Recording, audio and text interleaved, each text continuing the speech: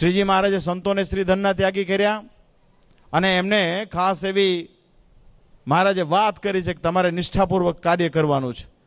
છેલ્લા 100-125 વર્ષથી આપણે તો એવી સિસ્ટમ છે કે વડતાલ મંદિર દ્વારા જે વડતાલ મંદિરના તાબાના મંદિરો હોય એમાં વખતો વખત સંતોની નિમણૂક થતી હોય ને એ સંતો નિષ્ઠાપૂર્વક એ કાર્ય કરતા હોય છે.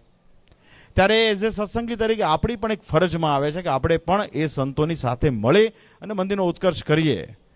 ત્યારે એવા સમયમાં છેલ્લા 5 વર્ષની અંદર કેશવ સ્વામી, એમના નવયુવાન તરુણ સાગર હોય કે ગુણસાગર હોય, જ્ઞાન સ્વામી વગેરે જે કોઈ પણ સંતો, આ સંતોએ જે નિષ્ઠાપૂર્વક સંઘર્ષ કરીને પણ ગમે તેમ કરીને મૂળ વડતાલનો પક્ષ રાખી અહીંયા કાર્ય કર્યું છે, માટે એને અમારા આજે બહુ હૃદયથી ધન્યવાદ છે.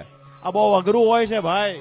સ્વભાવ સાથેની લડાઈ છે, કોઈ સ્વભાવથી મુક્ત નથી. એ પોતાને ગમેલો મુક્ત ગણાવતો હોય, અલ્ટિમેટલી વાત ત્યાં આવીને ઊભી રહે છે કે સૌને પોતાનું ધાર્યું કરવું છે. એટલે મહારાજે વચનામૃતમાં બહુ દ્રષ્ટાંતો આપ્યા. મહારાજે જ્યારે કહ્યું કે ભક્ત પ્રહલાદની રક્ષા ભગવાન નરસિંહે કરી, ત્યારે ભક્ત પ્રહલાદે કીધું કે તમે અમારા જે દેહની રક્ષા